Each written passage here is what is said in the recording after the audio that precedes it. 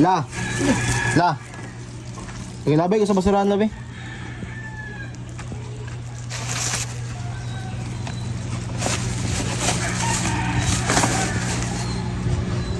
La.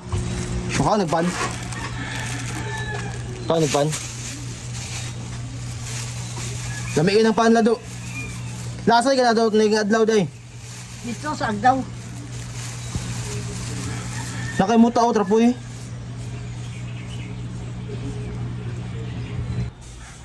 Init! Isa na ipusto sa ng cellphone kay Gabriel Magko. So, viral. Huwag mo nag-post. Isa na ni! Huwag mo nag-post. Basi patira ko lang nauni mo rin. Ay kung buwang ha! May nakita akong isang matandang babae na pumupulot ng basura sa labas ng bahay namin. Kaya binigyan ko siya ng pagkain kasi naaawa ako sa kanya. Kasi alam kong gutom na siya. Kaya sinabihan ko siya kung saan siya nakatira. At ang sabi niya sa akin, Dito sa agdaw. at umiyak na talaga si nanay. 3 buwan na daw siyang hindi kumakain.